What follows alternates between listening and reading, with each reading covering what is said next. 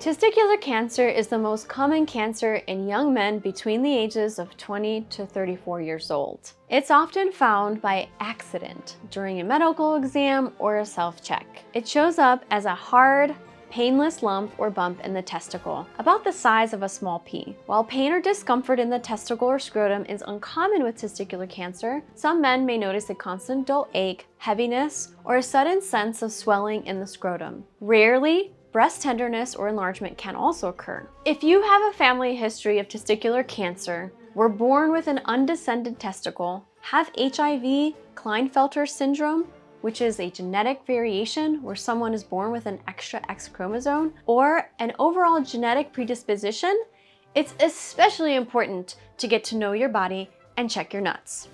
Hi, I'm Dr. Susie Gronski, Doctor of Physical Therapy, Pelvic Health Therapist, and Sexuality Counselor. And in this video, you'll learn how to do a ball check. Curious how to perform a testicular self-exam? On my Patreon, you'll find live model demos, step-by-step tutorials, and supportive community of 600 plus members. Join us for exclusive educational content you won't find anywhere else.